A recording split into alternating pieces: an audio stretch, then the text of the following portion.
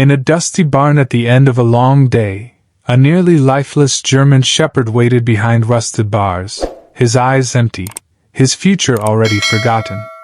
But one quiet voice, one determined soul, refused to let him disappear. This is the story of Bruno, a dog bred for greatness but discarded like trash, and Morgan, the woman who saw past the scars to the unbreakable spirit within. In a world that had already said no, they chose to say yes. And together they discovered that sometimes the most beautiful stories are born from the quietest moments of hope. The sun had already begun its slow descent behind the rolling hills of Copper Creek when the final lot of the auction came to the stage. The barn, once alive with the shuffle of booths and the low murmur of buyers, now echoed with an uneasy quiet.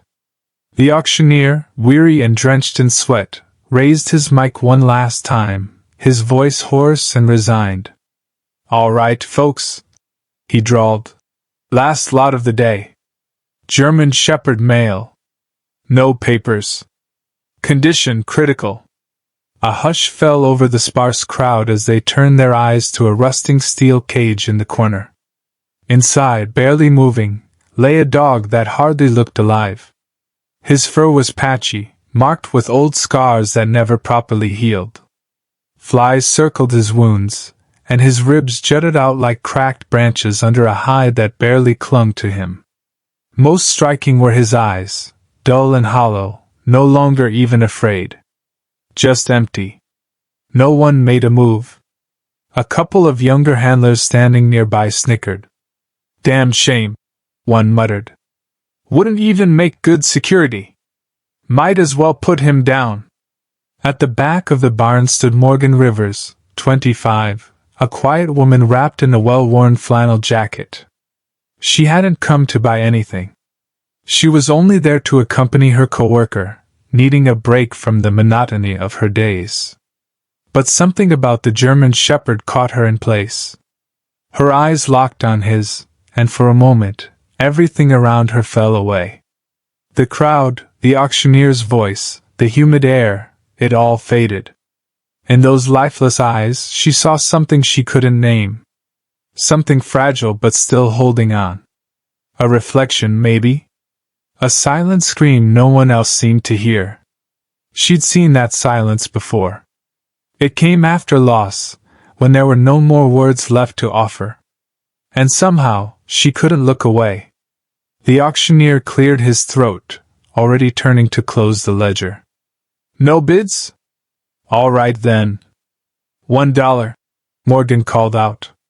Heads turned. The auctioneer paused, blinking in disbelief. $1? He repeated. She nodded, voice steady. Yes. All right. Sold. A voice near the back of the barn muttered. She just bought herself a problem. Morgan didn't answer. She moved to the table, her hand calm as she signed the paperwork. The dog was loaded onto the transport trailer with no more care than if he were a sack of feed. He didn't resist, he couldn't. His limbs hung limp, as if he'd already given up ownership of them. When the handlers set him down, he didn't even try to rise, just lay there, breathing slow and shallow. One of the farmhands helping with the loading glanced at Morgan, half a smile on his face, half pity. You sure about this? He asked. He won't last through the weekend. Morgan didn't reply. She climbed into the passenger seat of the old truck, her coworker in the driver's side, the two of them sharing a heavy, silent uncertainty. As the truck rumbled forward down the gravel road, the German Shepherd let out a ragged cough and then collapsed fully on his side. Morgan twisted in her seat to look through the back window. Through the bars of the trailer gate she could just make out his face, eyes cloudy but still open. Still watching. If he's still looking, she whispered, then he's still trying. No one had ever fought for him. No name, no history, just another soul left to vanish. But Morgan knew what it meant to lose everything. She knew what it felt like to be invisible in a world that kept spinning without you. She turned back to the road, folded her hands in her lap, and said nothing more. That night, as they reached her small property on the edge of Stonefield Hollow, she made a decision. She would be the last person to give up on him. Not because she believed in miracles, but because he deserved at least one person to believe he was worth saving. Morgan parked near her weathered barn and stepped out first. She walked to the trailer and opened the side door, crouching beside the dog. "All right," she said softly. "Let's try." Gently, she slipped one arm beneath his narrow chest and the other under his hind legs. He was lighter than she expected, more air and bone than anything else. He didn't fight her. He didn't even whimper. She carried him across the short stretch of yard to a small shed she had cleaned out that morning, just in case. She eased him down onto a thick towel, and the moment her hands let go, he curled in on himself, as if trying to disappear. Morgan filled a bowl with clean water and set a small portion of soft food in front of him. He didn't move, didn't even glance at it. He lay there, chest rising in shallow breaths, eyes half closed. Morgan didn't say anything. She simply sat down beside him, her back against the shed wall, listening to the steady rasp of his breathing. She dipped a soft cloth into warm water and gently wiped the dried foam from his muzzle. And almost like a prayer, she whispered, "You don't deserve to end like this. Not like this." The German shepherd's ears twitched. The next morning, Morgan made a call to Dr. Harold Jensen, a retired veterinarian who had once treated her father's old farm collie. He arrived that evening with an ancient wooden box of supplies and a calm, patient kindness in his eyes. Dr. Jensen knelt beside the German shepherd, his touch gentle and thorough, lifting his lips to check gums, pressing lightly along ribs and joints, feeling the old wounds and the infection that lingered in them. "He's malnourished," he said softly. "Infections everywhere. He's alive because something in him refuses to let go. But truth is, he doesn't have long." Morgan nodded, her face unreadable. "I don't need him to have long," she said quietly. "I just need him to have a chance." The days that followed moved with a rhythm all their own, slow, deliberate, each one like a single page in a book too heavy to hold all at once. Every morning, Morgan rose with the sun. Before brushing her teeth, before coffee, before speaking a single word, she walked barefoot across the dewy grass to the shed. He was always there, head down, body curled tight. But his eyes would follow her now. That was new. She would kneel and talk to him in a voice so gentle it might have been mistaken for a lullaby. Soft words about the weather, the birds outside, anything at all. It didn't matter. What mattered was the sound of her voice, unwavering and kind. She cleaned his wounds with the saline solution Dr. Jensen had left behind, washing around the mange patches with warm soapy water and a soft bristle brush. She wiped his paws and cleaned the crust from his eyes. She worked with a tenderness only someone who understood fragility could give. Sometimes he flinched away from her touch. Most times he didn't. On the third day, he licked her hand. Just once. Like a whisper in the dark. She didn't react, just laid her hand on his head and left it there a little longer than usual. A silent promise. The fourth day brought something different. Morgan opened the shed door as always, expecting to find him still curled in his corner. But she stopped dead in the doorway, breath caught in her chest. He was standing. Not steadily. His legs shook beneath him like green reeds in a spring flood, but he was up. His nose hovered over the food bowl, and then, carefully, he began to eat. Morgan didn't move, didn't speak. Her chest felt tight with something that was part shock, part reverence. She pressed a hand over her mouth, afraid that any sound might shatter the moment. and when he looked up mid-bite and met her gaze, she saw it there, a flicker of something alive. A spark. A will to live. That night, she brought him an extra bowl of food, with a pinch of supplement mixed in. When she reached out to stroke his head, he leaned into her touch, just slightly. "You're not just surviving," she whispered. "You're fighting." She smiled faintly. "Bruno. That's your name now. Strong and brave, like you." Recovery didn't come all at once. Some mornings, Bruno looked stronger. His tail wagged faintly, his ears perked up at her arrival. Other mornings, he barely lifted his head, as if the weight of healing was almost too much to carry.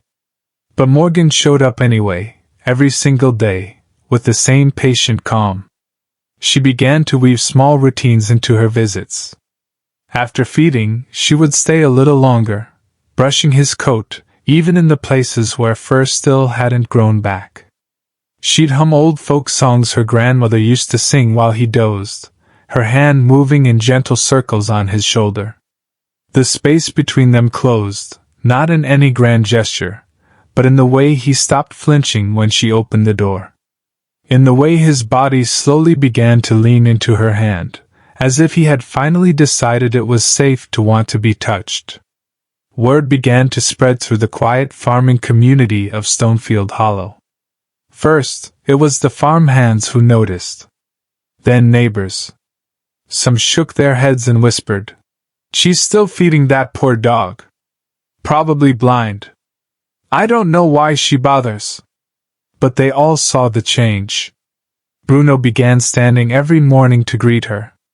His steps were still clumsy, but they were deliberate.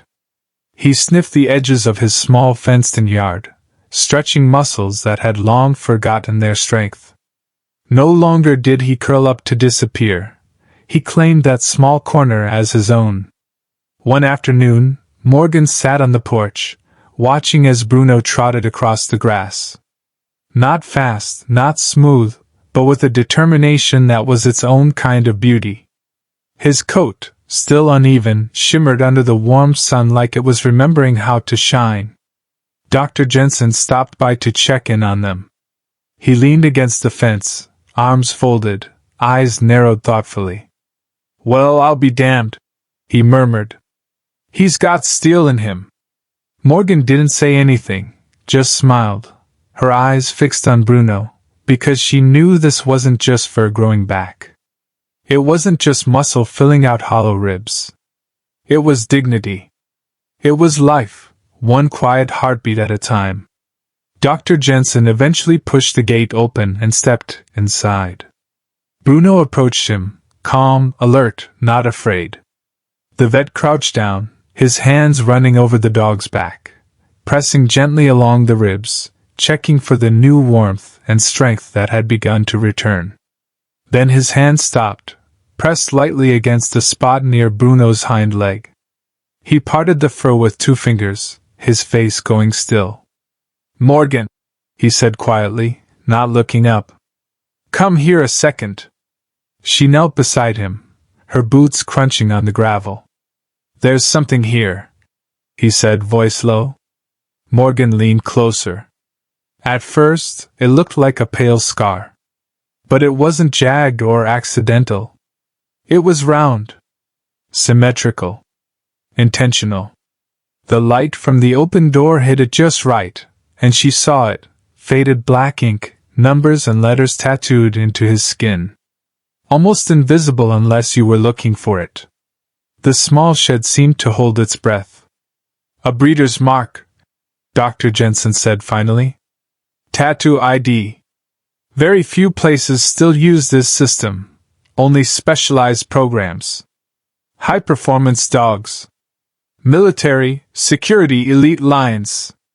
Morgan stared at the mark, her fingers hovering just above it. Afraid to touch it, like it was something sacred. "You mean, he was trained?" Dr. Jensen nodded slowly. "He wasn't an accident. He was made for something. And someone let him go." He pulled out his phone and snapped a photo. I know someone who can trace this.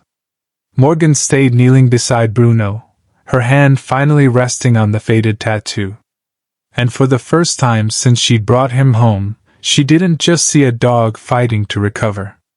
She saw a story fighting its way back to the surface. The results came the next morning. Dr. Jensen returned with a thin manila envelope, its corners curled from the road dust. Inside were printed records, breeding codes, lineage charts, old certification stamps. Some were faded, others still clear. Bruno wasn't just any dog. He had been bred for excellence at an elite security training facility in the heart of the Midwest. A place that once trained German shepherds for police units and high-level private security. His bloodline read like a testament to purpose, champions in agility, obedience, unwavering loyalty. But the facility hadn't survived the pandemic. Debts stacked up. Lawsuits were filed. Dogs were sold quickly, some documented, some slipping through the cracks. Bruno had been one of those lost in the shuffle. Bred for precision, trained for loyalty, and then abandoned. It rained that evening, the kind of rain that softened the edges of the world. Morgan sat on her small porch wrapped in a wool blanket, the steam from her mug of tea fading into the cool air. Bruno lay at her feet, his breathing steady, his eyes half closed. Dr. Jensen had stayed after delivering the papers. He didn't ask why. He didn't need to. He leaned against the railing, watching the sky darken to a deep, moody gray.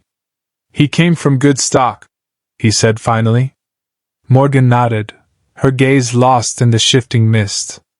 He was meant for something else. The vet shifted his weight, clearing his throat. You can see it now, in the way he carries himself. Morgan's hand rested on Bruno's back, her fingers sifting through the thickening fur. He was trained to serve, she murmured, almost to herself. To protect. To follow someone wherever they'd go. And he ended up, waiting for nothing. Dr. Jensen adjusted his hat, his eyes kind but direct. What made you see him that day? Morgan's jaw tightened. She looked down at the dog beside her, but her mind was far away. The silence stretched long, as if it took effort to find the words. It wasn't just him, she said at last. It was the way he didn't ask for anything. The way he just accepted what was happening, like he'd already heard the worst. Her voice dropped lower.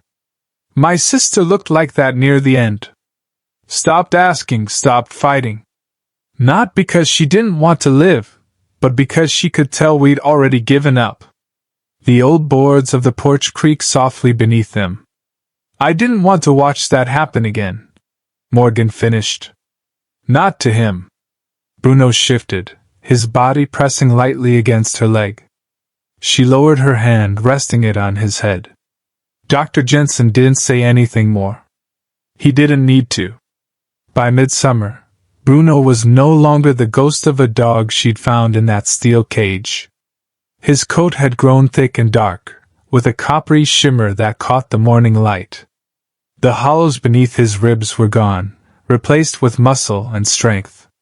He walked with a quiet confidence now, head high, ears flicking at every sound, like the world was something to be noticed again. Each morning, he trotted ahead of Morgan through the pasture, circling out and back, always watching her, always working. Instinct, or maybe memory. Dr. Jensen visited less frequently now.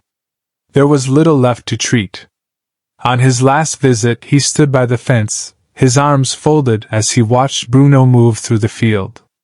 Well, he said softly, look at him now. Bruno turned at the sound, ears forward, and barked once, strong and sure. Then he turned back to his quiet patrol. He's whole, the doctor said. Morgan nodded. He is. It didn't take long for word to spread. First the farmhands, then the neighbors, and then someone snapped a photo, Bruno standing in the golden field, looking like he belonged in a calendar for working dogs. Calls began to come in. A training academy in Texas. A security firm from the coast. Even a man claiming to be a breeder with promises of a better future. Morgan listened. She let them make their offers, some of them generous. But she told each one the same thing. Bruno's not for sale. One man insisted she was wasting his potential.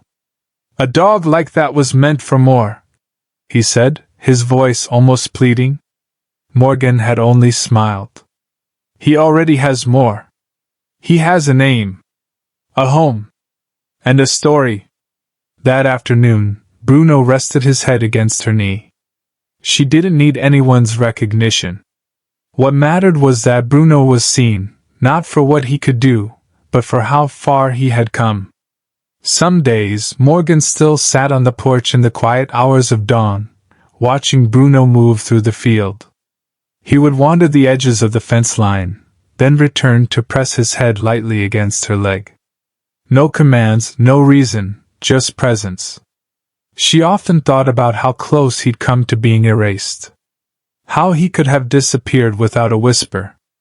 But it took only one chance, one quiet yes, when the world had already said no. She hadn't rescued him. She had simply stayed. And in doing so, they both came back to life. If you're as inspired by Bruno's journey as we are, don't forget to hit that like button, drop a comment with your thoughts, and share this video to spread the message of hope and resilience.